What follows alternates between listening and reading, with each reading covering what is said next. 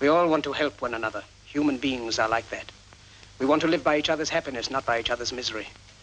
We don't want to hate and despise one another. In this world, there's room for everyone, and the good earth is rich and can provide for everyone. The way of life can be free and beautiful, but we have lost the way. Greed has poisoned men's souls, has barricaded the world with hate, has goose-stepped us into misery and bloodshed. We have developed speed, but we have shut ourselves in. Machinery that gives abundance has left us in want. Our knowledge has made us cynical, our cleverness hard and unkind. We think too much and feel too little. More than machinery, we need humanity. More than cleverness, we need kindness and gentleness. Without these qualities, life will be violent and all will be lost. Welcome to Rabble Rants. I'm Santiago Helo Quintero, and alongside Jesse McLean, we're going to unpack the stories that have us most riled up and challenge the narratives around them.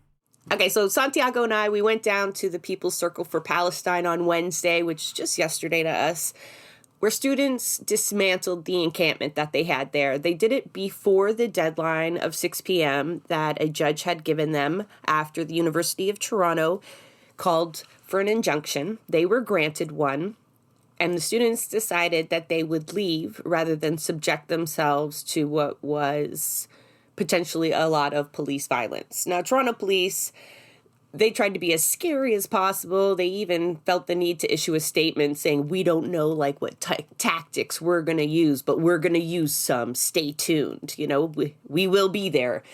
And either way, so they called for an emergency rally at 3:30 before the 6 p.m. deadline. So we're just going to unpack some of the discussions that emerged from that experience. We're also going to talk about the encampments as a tactic and the potential the student movement holds now. We also want to talk about some of the other dynamics that come into play in this whole scenario and what we think we can learn from it as organizers and activists. And because I had a tiny run-in with a member of a certain Marxist organization at the rally, I've got a tiny bone to pick with them as well. Before we get there, though, I'd like to ask all of you listening to please give our podcast a review on whatever platform you're listening to. And because it's really you folks that hold the key to boosting our reach, share us with a friend who would appreciate our content. All right, Santiago.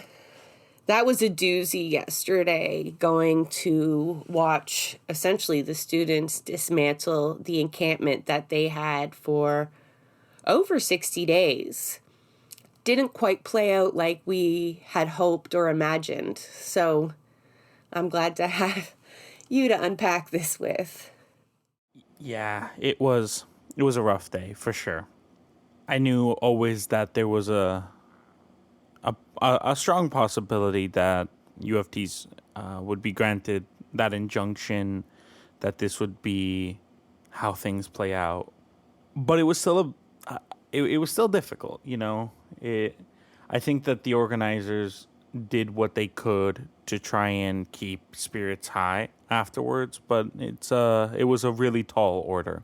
Yeah, they didn't want you to leave feeling this way. I know that. They did everything they possibly could, I think. But it was difficult. It was really difficult because it wasn't just, the encampment coming down, the injunction loss. It wasn't just those big things that were, but it was also a lot of those conversations we were having about, whether or not labor would show up, whether or not labor would live up to their words and protect the students.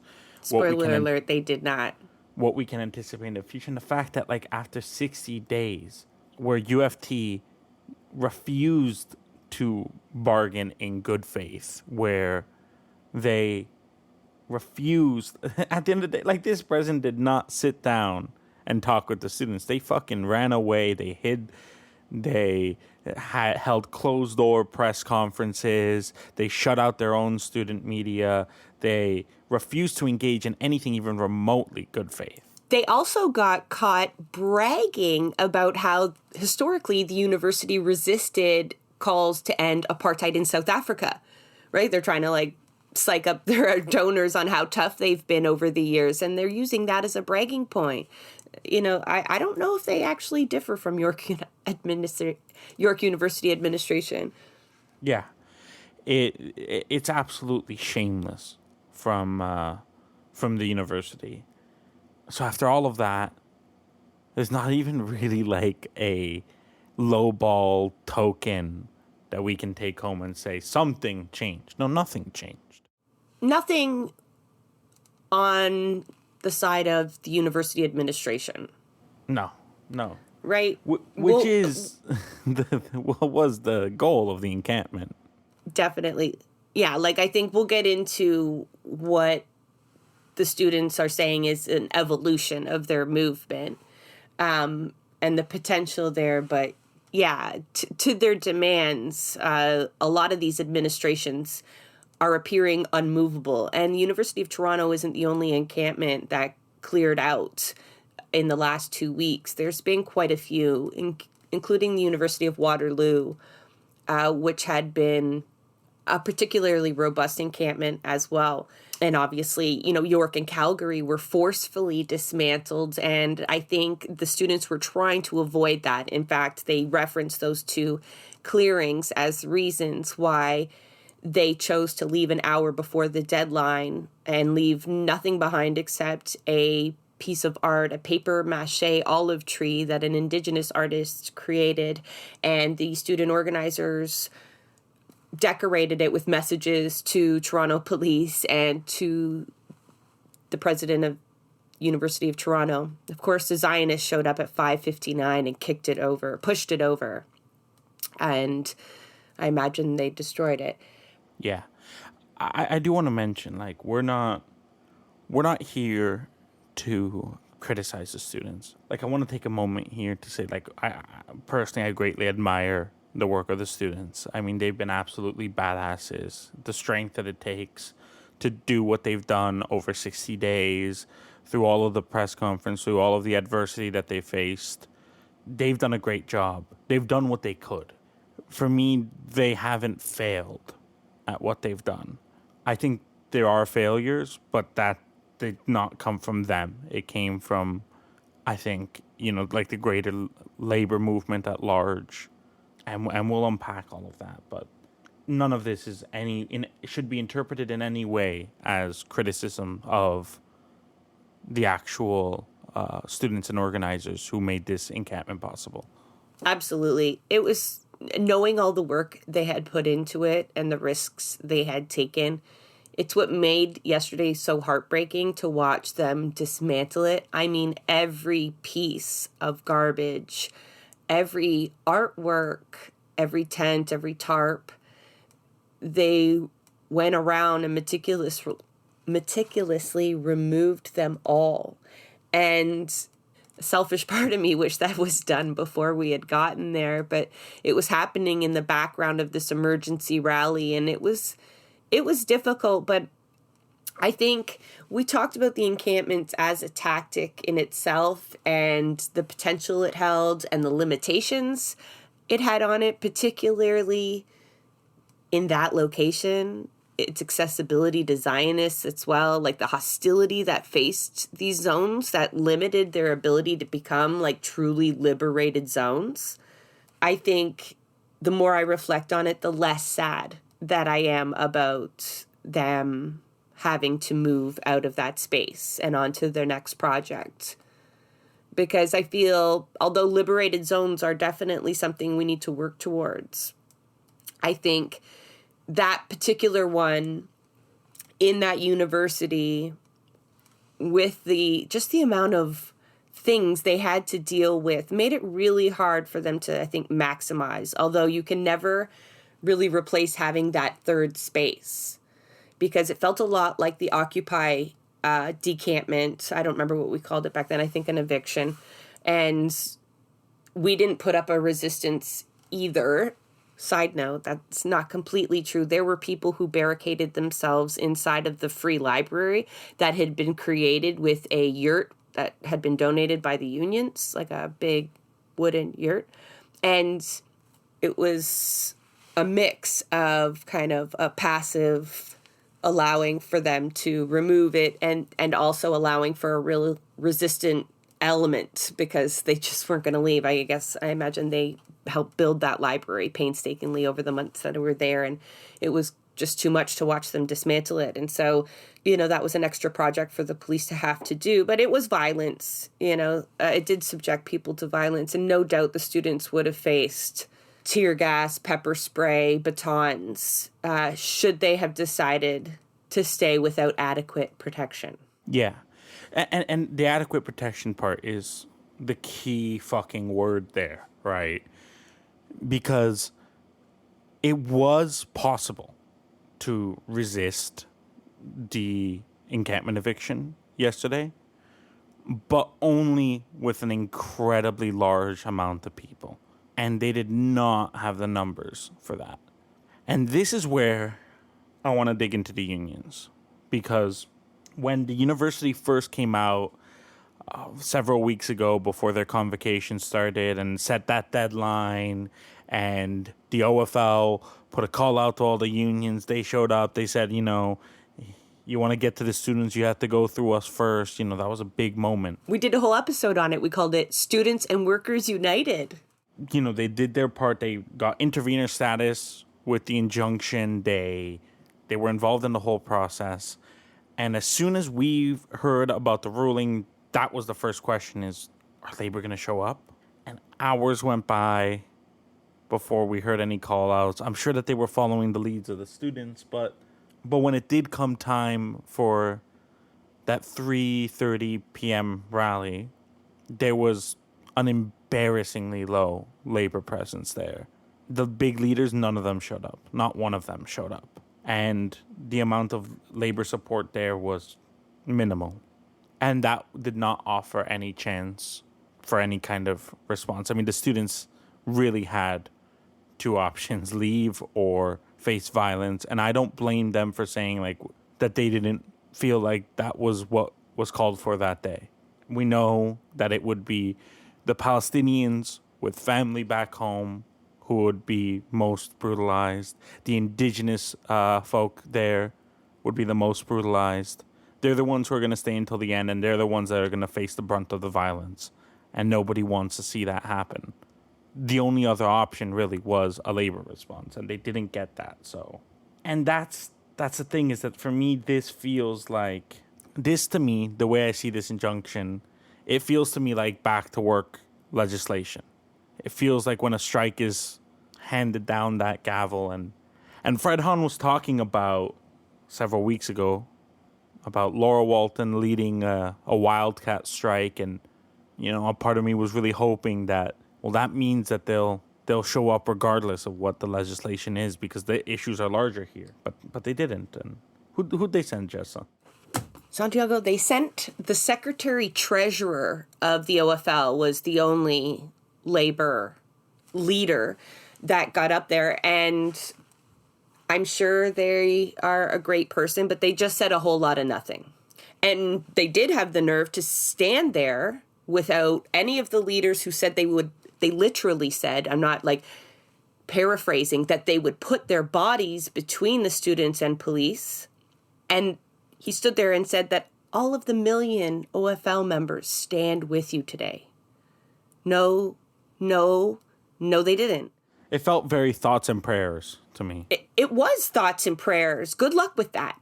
And I understand what happens in these moments where you need to take the lead of the students because it's their creation. And, there's no paternalistic approach to this where we'll take care of you. But you already made that promise. You did.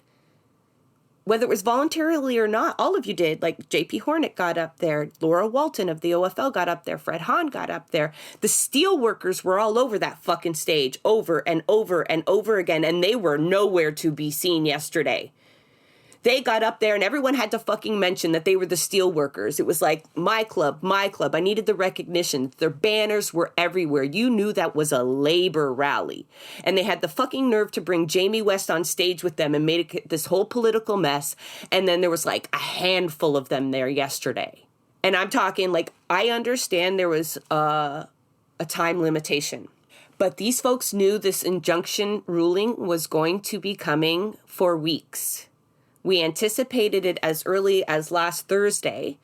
And so it was like any day now, you would expect A or B, a ruling in your favor or a ruling against you. And I don't understand from that moment on why there wasn't a plan in place for what would happen. That labor knew, boom, if they lose that court injunction, we are to go down there and maintain an immediate presence around that fence. And that's the call out, right? Because as we walked around it is a circle there, accessible, like it's got a fence around it, but there's a path that takes you all the way around this circle. And we marched around it yesterday. And as we're marching, we're about like 5 or 6 deep. And I turned to Santiago and I'm trying to look around the circle. I said, do you think we could physically wrap ourselves around this fence? And, we're trying to do the math, like really roughly. I can't even estimate people's height. So like I was probably way off. I'm like, yeah, I think we'd be like 1 or 2 or maybe 3 deep if we wrapped around. Not 3. Okay, so like I'm not, but maybe by 6 we would have been if you kept putting the call out and people knew that that's what was happening. But even as the call came out at 3:30 or for a 3:30 rally, we still didn't know what the plan was. Like you should tell people, are they going down to just stand there and listen to the Secretary General of the OFL give their thoughts and prayers, or are they going down there to defend something?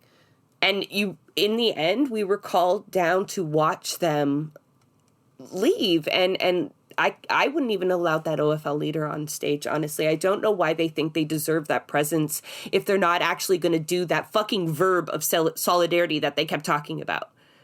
You were part of the injunction hearings. You knew that this was a possibility. It's so limiting also to say, like, you have to follow the lead of students because, no, you didn't. Something was happening in your community, and if you wanted to stop the police from doing it, you should have showed up. You should have showed up. And if I was one of these labor leaders, I'm not going to, I've already named them. So let's say I have a schedule for this week, and I hear the ruling is coming at 4:30. I am already talking to the people that do my schedule and be like, you be ready to change my schedule on a fucking whim because I got up in front of these students and I made them a promise. And so when that ruling came down at 4:30 and you knew that they would need protection, you needed to be there. Now, we were there from 3:30. We eventually left at I think 6:30, and they were still probably marching for a little bit. There was plenty of time to show up. And even if the students still wanted to leave, you should have been there. And it didn't have to be, as we said, a lot of the people who are leading this are coming from, vulnerable communities. A Palestinian with family back home who's been living through all of this horror doesn't have to be the one squared off against the police. That didn't need to happen. But the unions could have made a stand, for sure. And, forget, the circle. We have, a lot can be talked about the actual physical encampment.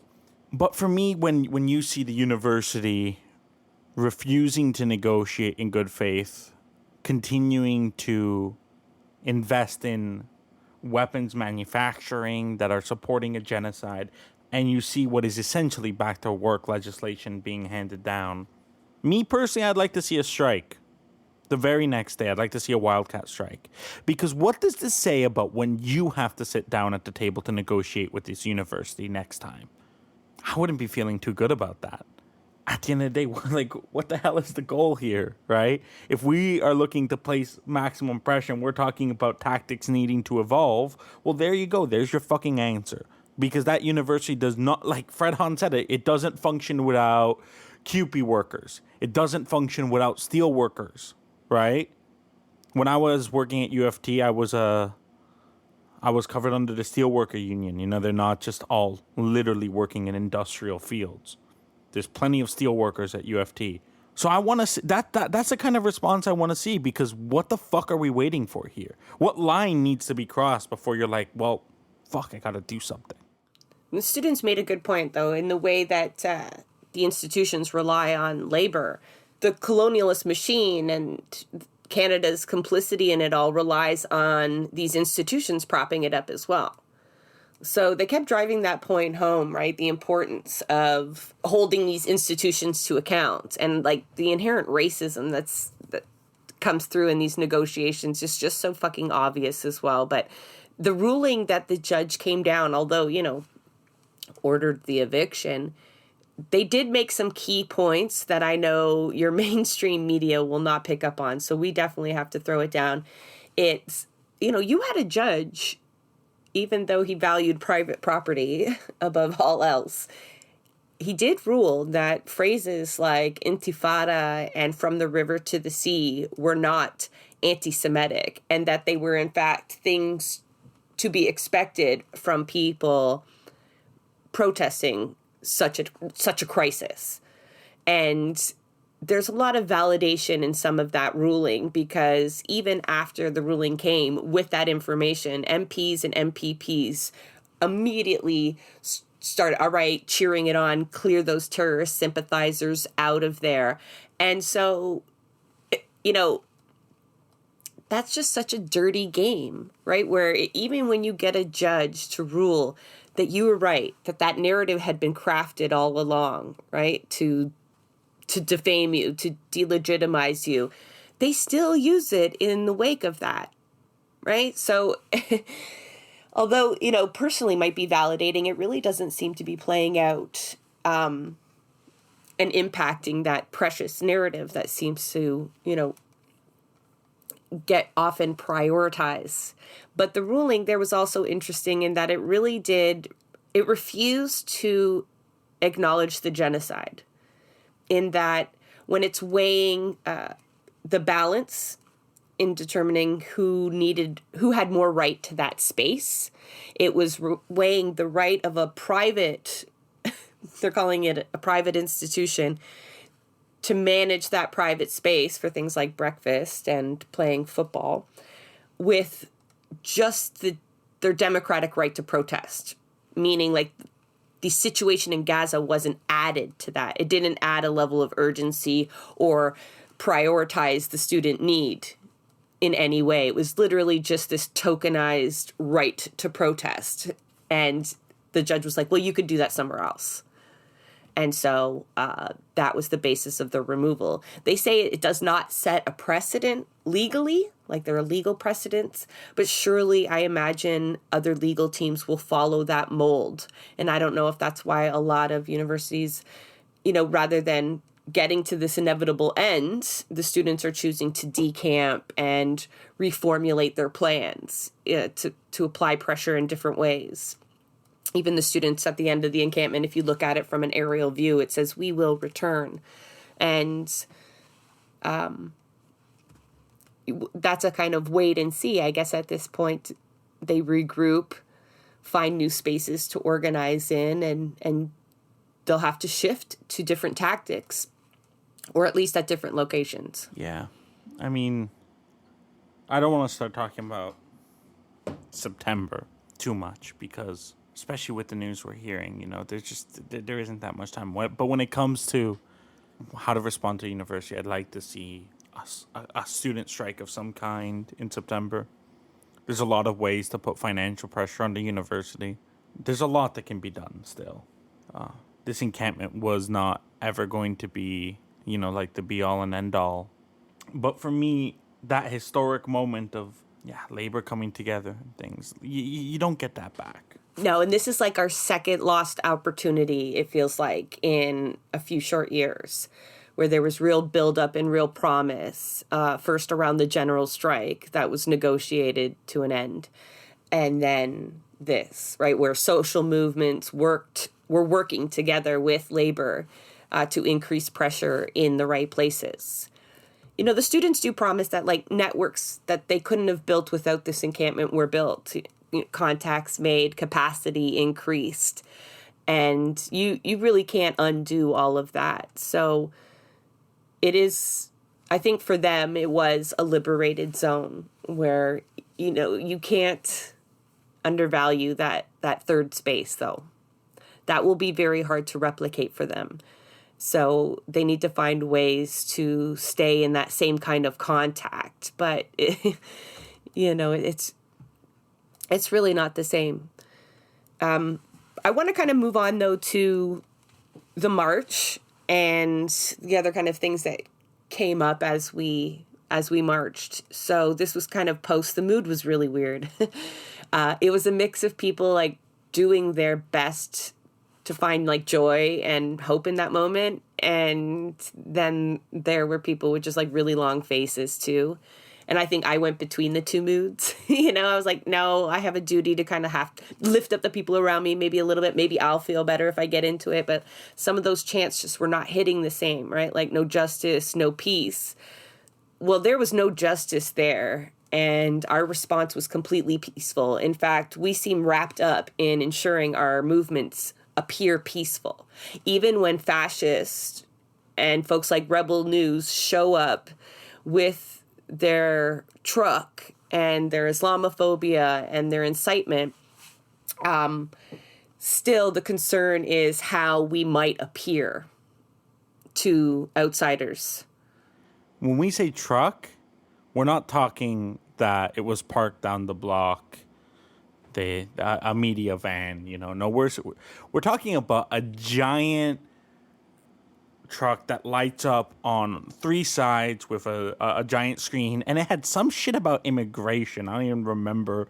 It said something about Trudeau's immigration minister, which was, classic. You don't know what the fuck this crowd is. I don't know if you're assuming that we're a bunch of Trudeau supporting liberals here, but this truck pulled onto a street a small street right in front of the direction of the march and parked itself diagonally to take up as much space as possible. Like cut off the march. To try and cut off the march. So understandably, the police start panicking, right? Because for now, they're just doing basic crowd control, bikes along the side, don't try going down any side streets. And they immediately had to reposition themselves to protect this truck. And so as did the marshals to stop people from chasing after it. People were slapping Palestine stickers all over it. And so I kind of get that. You don't want people chasing after a truck. That's a huge safety issue. However, there were constant reminders in that and other actions that I've been at where a real suppression of any kind of anarchist element. Meaning, like, you absolutely need to follow the instructions of the organizers or you're, like, not welcome at all. And, some of these rules are good, and all of them have a purpose, usually to keep people safe. And it's hard to find that balance. But when the Rebel News media guy starts weaving through the crowd immediately after this truck, and he's able to put a mic into people's mouth and like they are giving him interviews, it's our job to make fascists afraid again. Yeah, that motherfucker felt way too comfortable. And I did not like that at all. I saw him come out of the crowd again, like the truck has just left, so I'm fired up, and like, I immediately get in his face, first to interrupt the interview so he doesn't get it. But then, he puts his camera in my face and she's chirping at me and I'm just telling him to get the fuck out of here and eat grass or whatever. And, the marshals did not like that from me. In fact, like, they didn't like it at all. And, like, obviously their instructions there was don't engage with media. I would not say I was engaging with him. And I would do it again, frankly. Even with the same instructions from the same marshals telling me that they're trying to protect the students by forming a protective circle around this man. You're not protecting the students at all. At all. You're not protecting the students. You're protecting what you think is the image of the students.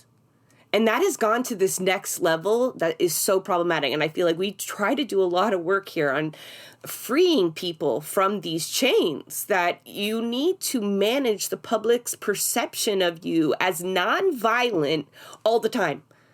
Like, that isn't your main concern. This man being out of the space that he is in is your concern. Letting fascists know that they are not welcome in these spaces or bad things might happen to them, that is my role. One of the marshals, like, they made a comment about how because I did not like that they were trying to stop me from yelling at this man. I did not put my hands on him. I was just telling him to get the fuck out of there. And they got in my face about it and basically told me because I was white, I could not say anything. And I want to challenge that here. I wasn't going to challenge that there. These people had their hands full. They were on a bad day. They had instructions. They're doing what they think is right. But I'm going to tell you, like, as a white person, if there's another white fascist in the crowd, it's my job to go make them afraid to be in that crowd. It's my fucking job. I am not going to skirt to the background. I'm not going to make a racialized person form a circle to protect them. That doesn't seem responsible to me. But telling him to get the fuck out of there and showing him he's not welcome and pointing him out to other folks not to speak to him, like, that's I think what my job was in that moment. Not to stand back and just film it. And, like, the argument of, like, he's media. I mean, we've sat here on this podcast when that same motherfucker got arrested and defended him in that situation. And I would do it again. Yeah. Right there in that moment, he was not there as media. He had his fucking truck. It wasn't there for any other purpose other than physically blocking the protest. They were there to block the protest, to disrupt the protest, and at that point in time, there was only one appropriate response. And he felt entirely too safe and comfortable there. I can't imagine that level of audacity in that moment. That is not good for the movement. That's not good for us. We can't just sit here and let that happen. So fuck that guy. And you know what? He ended up having to run off with his tail between his legs down an alleyway. And I don't think he did return. And that's the idea. Like, he'll probably be back because he wants these. That's why they waded into the crowd in that moment, right? He hadn't been highly visible at the march up until the truck and wanted the aftermath. And it's not like he was getting stonewalled either, you know? This guy I couldn't believe someone was going to stop and talk to him. Like, he was going around waiting for somebody, and in a crowd that big, he's going to find somebody to talk to him. He did. Yeah. I interrupted an interview with somebody who had been at the front of the march, like, that was involved, not an organizer, but was willing to just give him sound bites. And people just, we talked about before about organizers telling the crowd, you know, like, what the ideal media strategy is. But they can't possibly get the word out to folks. But, like, seriously, folks, it's important to not give these folks what they're, like, these sound bites that help them validate. Like, I don't know. I mean, yeah. There needs to be one thing. First, I'm going to start with a positive, and then I'm going to go to the negative here.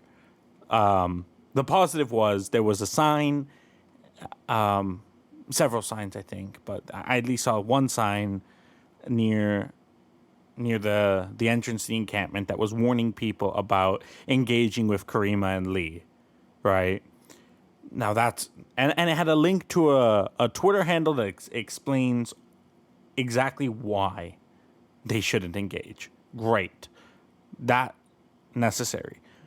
But there was no real warning during the rally, during the press conference, at any moment for people to know to not engage with Rebel News and Karima and Lee and whoever else, because there was a few other fucking assholes there too.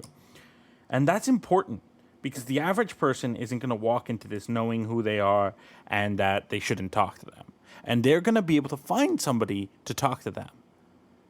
So you need to make that point clear. It's not a good idea to wait until the issue pops up and then try and protect them and do a circle around them. No, like that's entirely too late. And you should have marshals and organizers disrupting them the entire time. They're walking out for camera. They're not going to... You need to have a whistle on you. You got to try and block their cameras. Whatever it fucking takes. But do not let them go about their business as if it's fine. No, and it's not just Rebel News either. People need to be more media savvy in general. And I did see some of that down there where CBC French was walking around trying to find a French speaker. And they weren't having much luck. Eventually, they found this gentleman. they found this person sitting on a bench, and they started interviewing him, and the woman beside that could hear the conversation immediately got agitated and pulled out a whistle and started whistling it and yelling racist. So, that sucks because the folks that knew not to speak weren't speaking to them. And then he found the one person that would, and it was going to be trash. Right? If that interview had been allowed to continue, CBC French would have essentially only found the perspective of what seemed to be a Zionist sitting in the crowd. And that's tough because in general, just think about it as, is this your party? Well, don't speak for it. And like the thing is, like, when it comes to CBC and stuff, like I can predict what the Zionists are gonna say about these fucking hateful terrorist supporters, anti-Semitic, yada yada, the usual fucking bullshit. Are they gonna sit there and fact check them?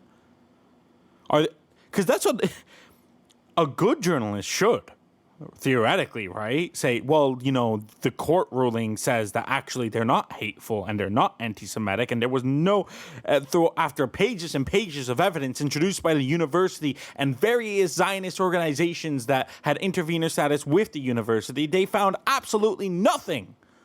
They were there for 60 days and they ain't got shit on them. You know how many Zionists we've seen sticking their phones over the fence, trying to find something that they can use, agitating every day. They're trying to pick fights at the gates, trying to find anything that they can use. And they had nothing. Not one fucking case. Is CBC going to fact check them? No, they're going to let them run. They're going to let that quote run without fucking fact checking it, because that's what they do every goddamn time. And this is why I get so fucking mad at the obsession with maintaining a peaceful image all the time. We are met with police, violence, and resistance all the time. It doesn't matter how tame, how quiet, how calm, how controlled. It doesn't matter. But it does matter that we're allowing police to win battle after battle. We're allowing governments to win battle after battle because we can't seem to come together fast enough and in numbers sufficient enough to stop anything at this moment. And I'm so frustrated by that because when I attended that emergency rally, I did not expect this. I expected a circle around that encampment, at least 4 or 5 people deep, which would have been definitely doable because the numbers that they got to respond to an emergency rally early on in the encampment were incredibly impressive. And they could have replicated that. And, that is fucking hard in this moment when you're seeing Israel advance in the way that they are and the urgency that there is. So we were talking about, because we expected, the police violence response, and we were saying, well, what's going to happen when Laura Walton, J.P. Hornick, Fred Hahn are standing there, arms linked at the front of the chain? Are they going to fire the tear gas? Are they going to pepper spray? We needed to find out, I think. Yeah, I wanted, for me, that was important. It was important because, fuck, if I'm calling their bluff, I'm calling their fucking bluff. Too late. How can they look at themselves in the mirror after they didn't put their bodies there? I don't understand. I want to understand, and I hope they explain it, but the way that they released coordinated messages using almost the same language as one another just after the 6 p.m. deadline, it was like radio silence from them. They once, some of them, tweeted out the poster for the emergency rally, and they put it on their socials once, like one post in the day, and then that was it. That was fucking it. And yeah, I didn't really want to go back to that, but it's definitely weighing on me.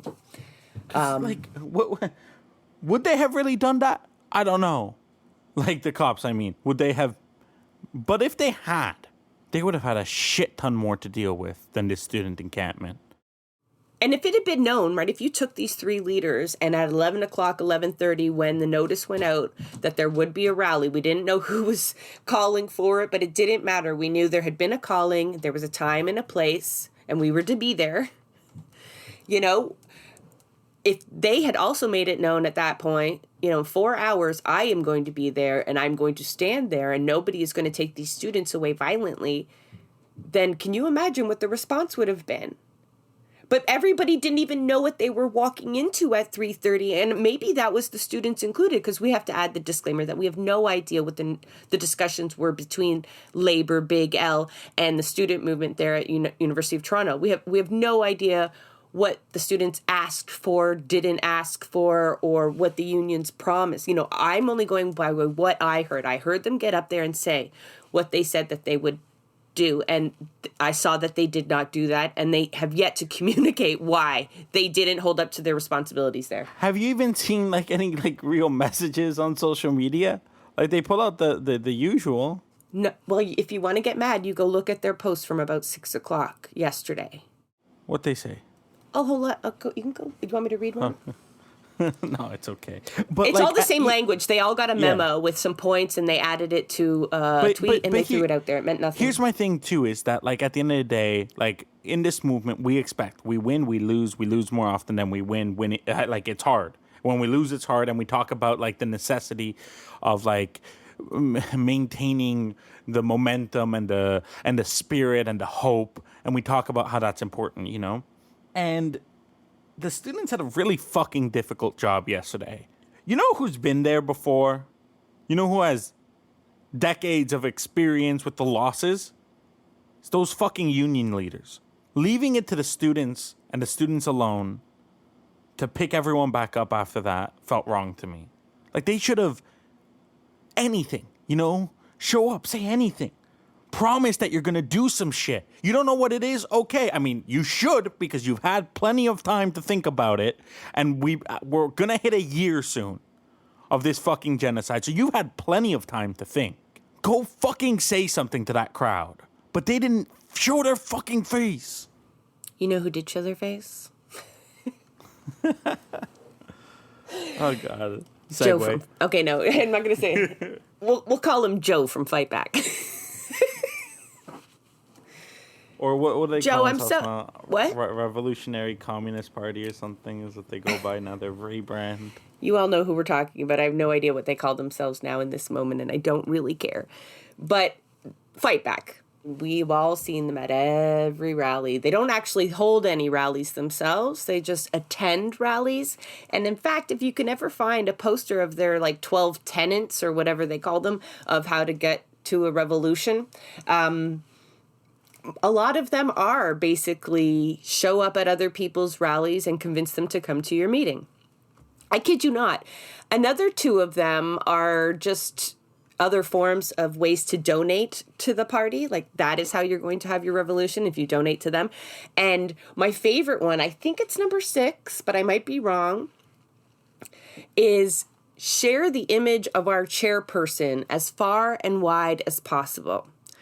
Okay, so for those who have no idea what I'm talking about, it's a Marxist organization that is based on the idea that folks need to be completely educated in Marxism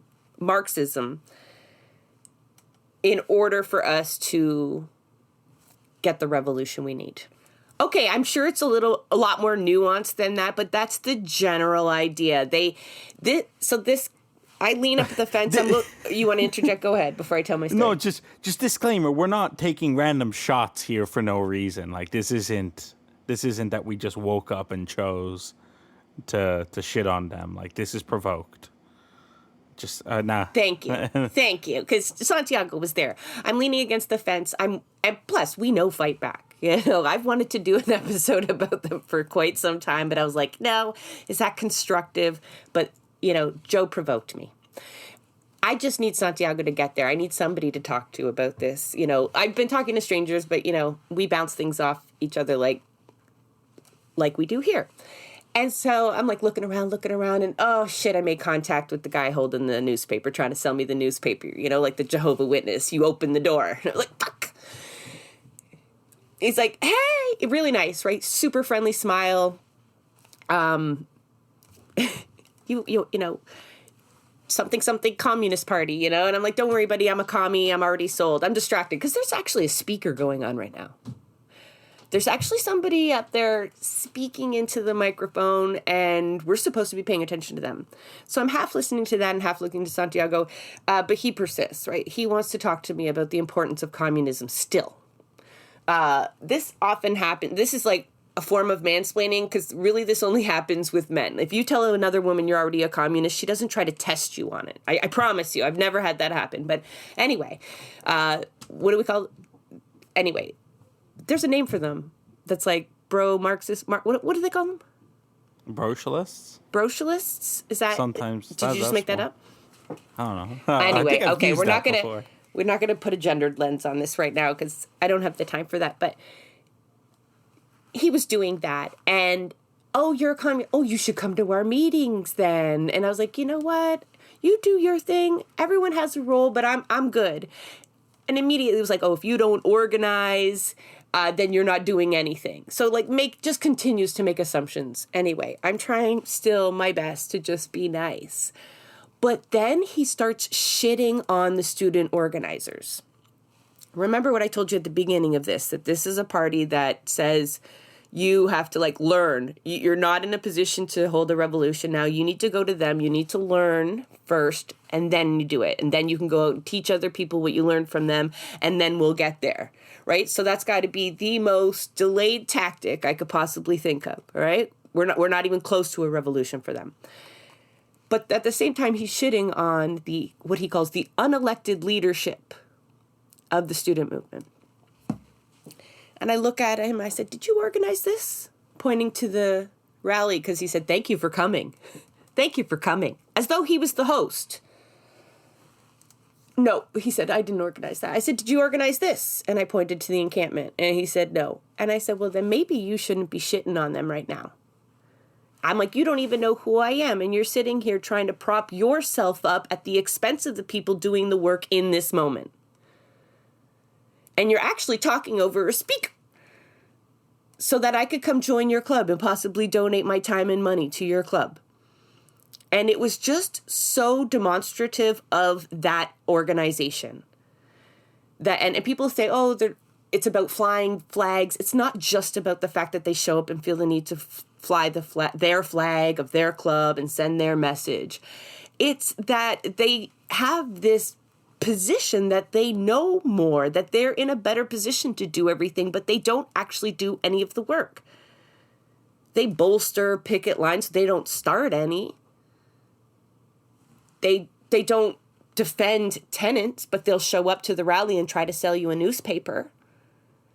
And it's the most anti-revolutionary thing I can imagine, is to discourage people from actually getting out there and just trying to do the work. Especially during a fucking genocide. You could pick up a book. Please, pick up books. Get educated. That's my beef is not there. It's that this centering of themselves in all of these moments, and it's disgusting. Yeah. And look, like we've bit our tongue for a very long time because we know a leftist infighting that's not the fucking goal here. Right, and I know plenty of people who have been in Fight Back or RCP. I'm going to call them Fight Back, fuck it. I still call Twitter. I know plenty of people in Fight Back who, are great. And there are plenty of people who, especially students at various campuses who, that's what's there at the moment for them. And they're dipping their toes into organizing and they're doing what they can. I get it. I'm not here to say, write everything off. But the audacity here of this fucker to, walk up to Jess of all people and act like he's the one who knows better here, to criticize other people's actions. And that's the problem. It's always wait. It's always you're doing this wrong. We have the answer. There's no diversity of tactics. There's only one tactic that'll work. And if you listen to us, we'll take you to the promised land. Fuck that. That's some cultish shit right there. And I know, like, it sounds hypocritical because all I do is come on here and kind of unpack tactics. But I think I'm open in the fact that I know that everyone has a role to play. And that's something I reiterated to him. And I understand, like, everyone plays a role. There's got to be people out educating folks on theory. It's helpful, but it's not absolutely necessary. You'll never convince me of that at all. And the hypocriticalness of... now, maybe not the entire organization, but in that discussion with that particular individual, they actually criticized, this was their analysis, was that the students were being weak in this moment because they knew that labor was behind them. And I challenged him. I said, do you see labor here?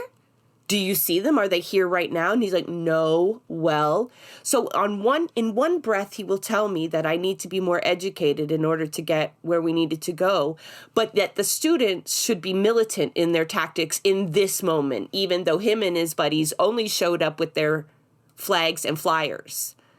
They didn't look prepared to defend anything. He didn't even mention Palestine in any of our conversation that we had back and forth. He didn't try to tie the socialist movement, the communist movement, with the struggle to free Palestine at all. It was strictly about building up their image and their successes and why their way works. And I couldn't understand why he would pick that moment, to do that, rather than to listen to the people speaking, right? There was no listening being done. And I imagine that is what their meetings are like. And I agree with Santiago. There are great people in Fight Back, because I imagine some friends that I know might listen to this and feel slighted because they are members of Fight Back. And I don't want to discourage people from doing whatever they think they're doing if they think that's the path. Because I don't know the answer.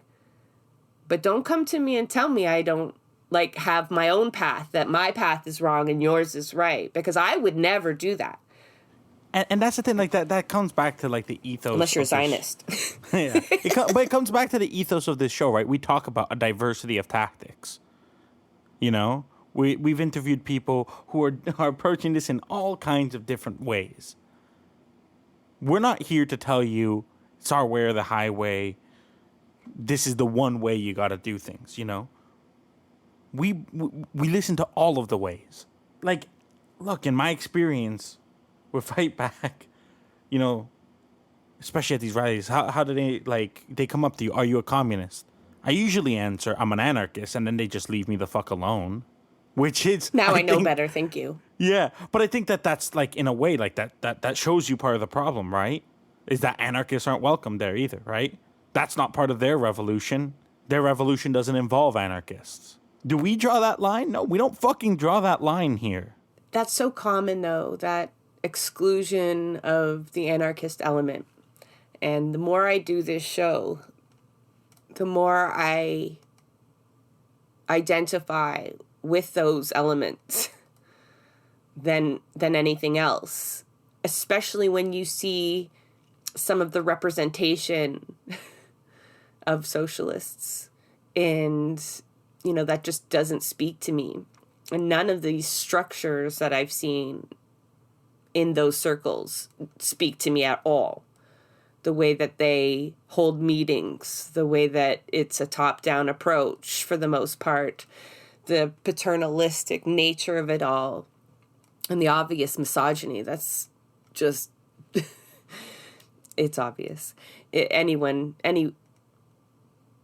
Anybody who's been in those circles understands it. And their complete rejection of intersectionality.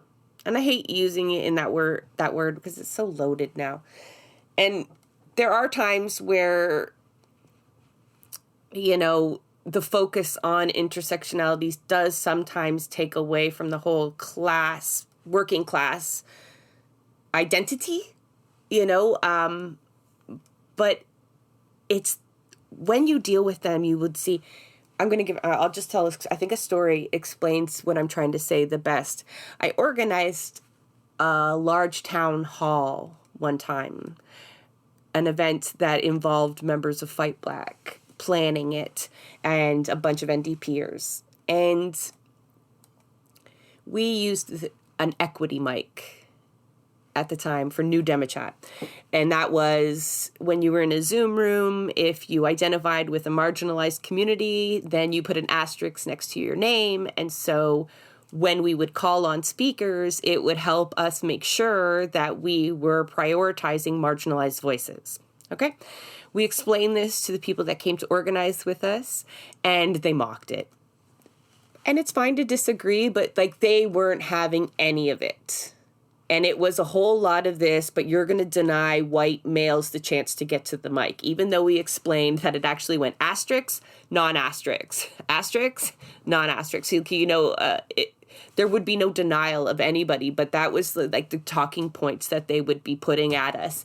And they would wanted us to spend time on this point rather than accepting an equity mic in the meeting to, like, they would spend energy trying to assert themselves in this moment and remove it. Remove any attempts at equity seeking that we had put up. And that was so counterproductive to me and frustrating for me. I never worked with them again.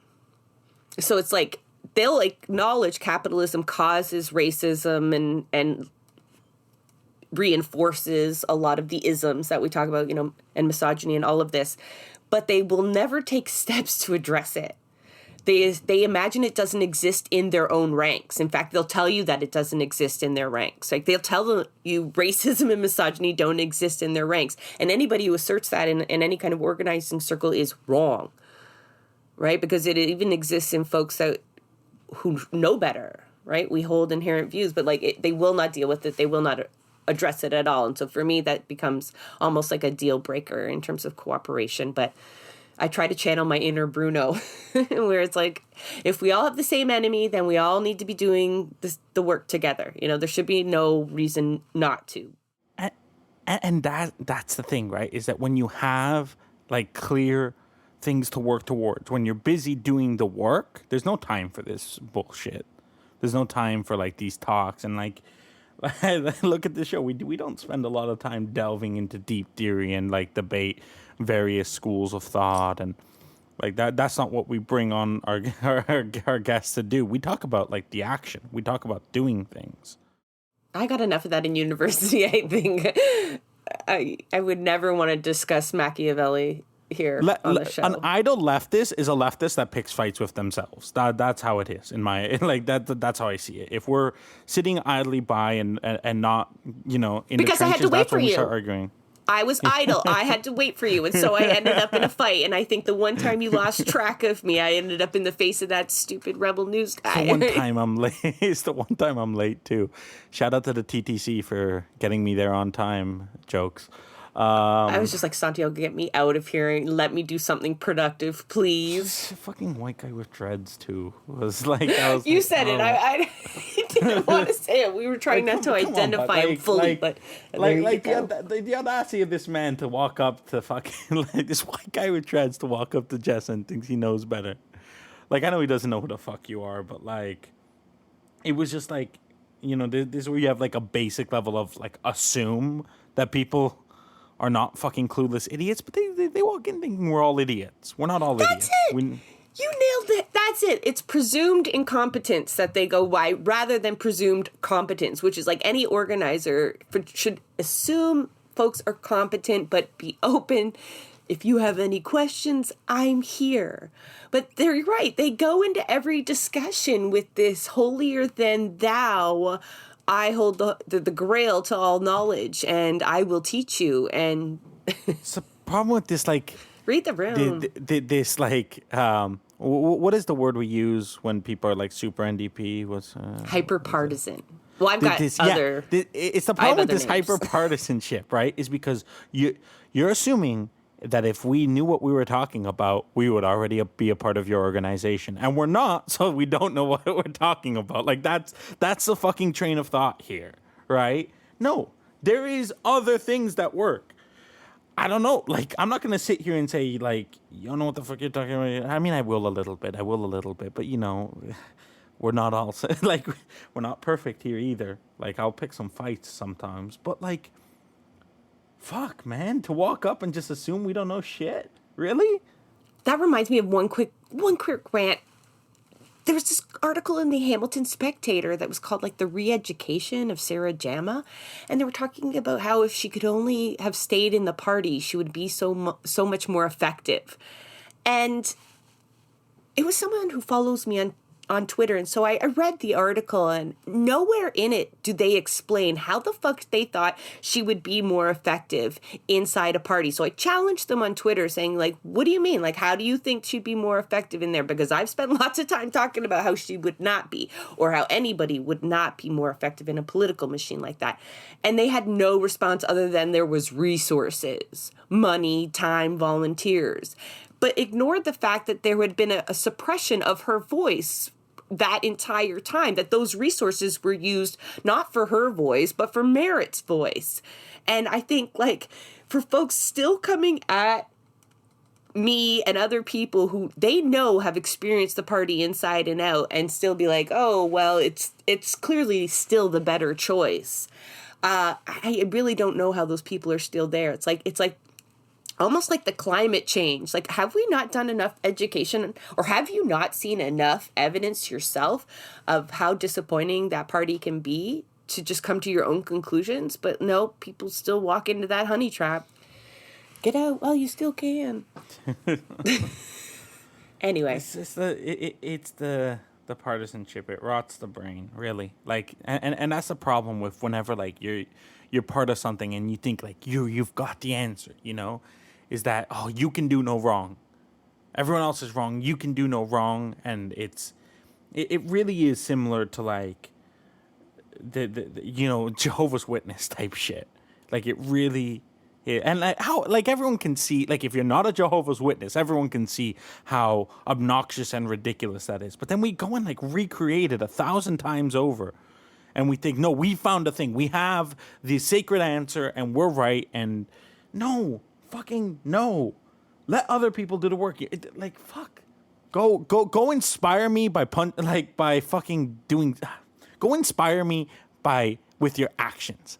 You won't inspire me with your words. Go and do something, and when you're doing the action, I will follow you and I will support you and I will help you. Don't fucking talk to me about this shit. Looking back at everything that's happened here at this encampment, look, it's easy to be frustrated. I had a bad day yesterday. You know, I was not enjoying myself. There was very little anyone could say or do that would change how I was feeling yesterday. It fucking sucked. Today's a new day. The fight continues. And I have nothing, I feel nothing but proud and inspired by those students, by those organizers, by everybody who had anything to do with this. You know how often, like, because I feel pretty shitty about the state of the world pretty often, you know, and so many months where I look around at my city and I see very little happening, and I just, like, I'm desperate to see people fighting for the change. And here we had, these students were there for 60 days, over 60 days, 2 months. That's not easy.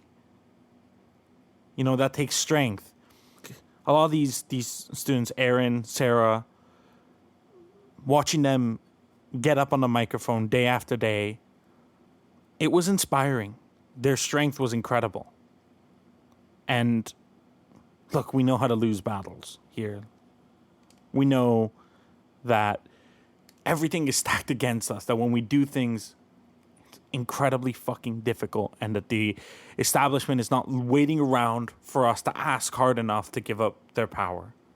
But that doesn't mean we shouldn't also, like, as much as it was very fucking difficult for me yesterday to sit there and be optimistic and celebrate the work that was done, like, today I can. And the fight continues tomorrow as well. Let's just close with Sarah, a quote from Sarah then, one of the key organizers at the encampment. She said, "The encampment was always just one tactic in our vast toolbox. Our campaign continues stronger and more determined than ever before. See you in the fall, U of T." That is a wrap on another episode of Blueprints of Disruption. Thank you for joining us. Also, a very big thank you to the producer of our show, Santiago Halu Quintero. Blueprints of Disruption is an independent production operated cooperatively. You can follow us on Twitter at BP of Disruption. If you'd like to help us continue disrupting the status quo, please share our content, and if you have the means, consider becoming a patron. Not only does our support come from the progressive community, so does our content. So reach out to us and let us know what or who we should be amplifying. So until next time, keep disrupting.